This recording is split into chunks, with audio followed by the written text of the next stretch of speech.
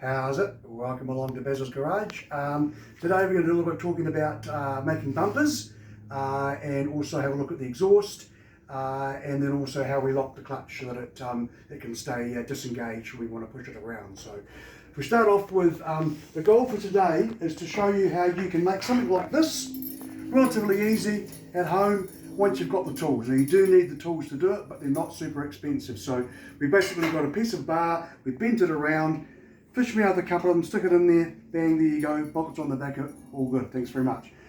Now, what I have is I was very lucky. I was at a second-hand shop once and I found this box here with all these bits in here, and the guy didn't quite seem to know what they were, so I offered him $50 and ended up with my own complete set of formers to do pipe bending. So this will do square, 25mm square, it'll do 3/4 round, it'll do 22mm round, different sizes there. It won't do inch round is the only thing. You've got to get a slightly bigger one for that. So the way that it works is quite simple.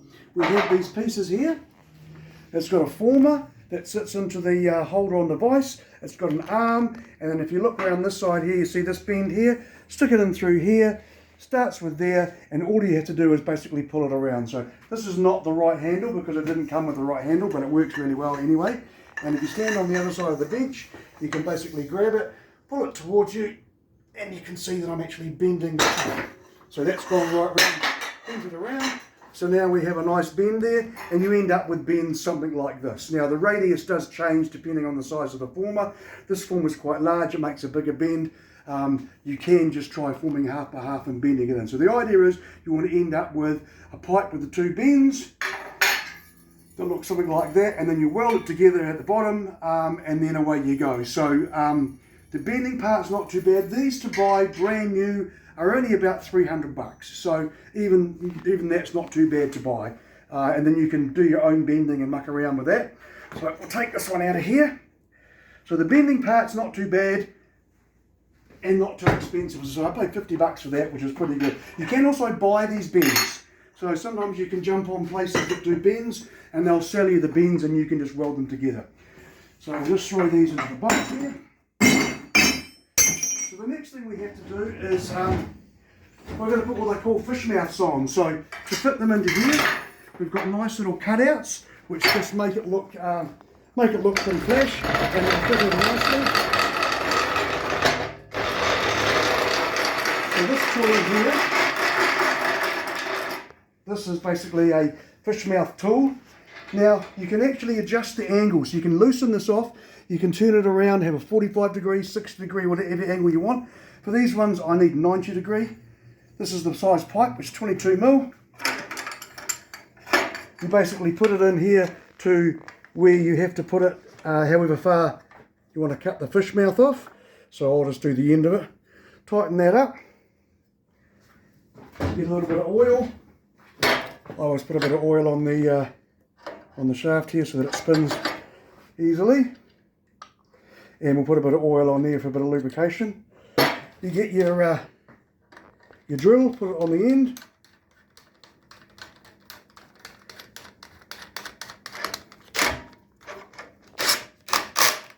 Tighten it up, put it onto your drill.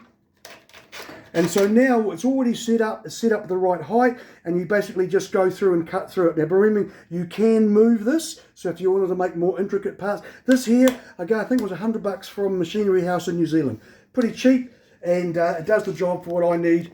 You can put different size pieces on here. So with your set that you have for cutting holes, any of these screw onto the end of it, and you can cut different size pipes. What you can do, you can also put square in here, like I've done on this one. And I've cut a scallop out so it fits nicely into there. Just makes it tidier and easier. And all you have to do is start this up.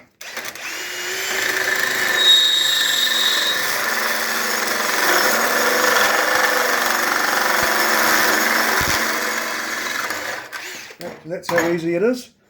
And then undo the clamp, take it out, and then you've got your fish mouth. Put it on your linisher, and then that fits really nicely into there. So it's a good little gadget to have, and you can do different sizes, and then you fit it into there and away you go. And then you cut the bottom piece out, and then the whole thing now will bolt onto the back of the axle. It's got to be between 900 and 980 maximum wide to fit on the back of the mower. And then, yeah, some people make them really strong, and I just sort of figured this works quite well.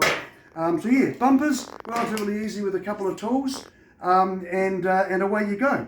So the next thing I wanted to show you was the exhaust. So if we come over to the mower here, so I've just finished doing the exhaust.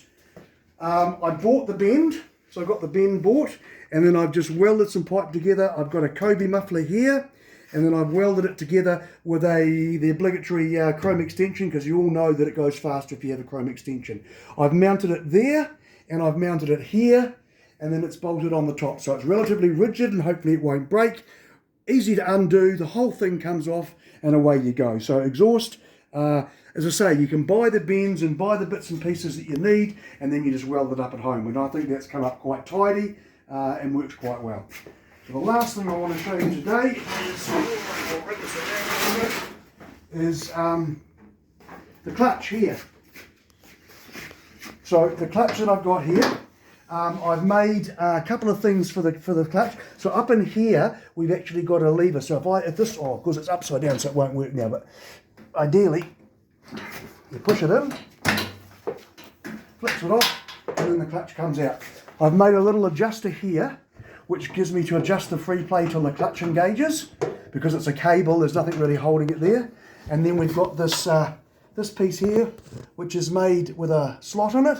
It hits onto the bolt, and when it's sitting down flat, you basically push the pedal, it pushes it up, unlocks it, and then it comes out. So it's a one push release, and it holds the clutch in place. So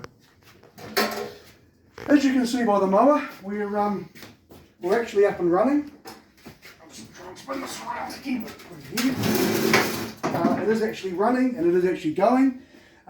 So the next thing I have to do is I have to strip it down completely and start painting it to make it look nice. So that's basically the build side of it done, and then we'll strip it down and paint it up, and probably the next pictures you'll see of this will be when it's fully painted and ready to go. So I'm hoping to get that done in the next few months, but it is coming up to Christmas, so unsure of the timeline to get it finished. Got plenty of other things to do as well, and it's summer, so we need to get out and do some summery things as well. So until next time, Bez's Garage.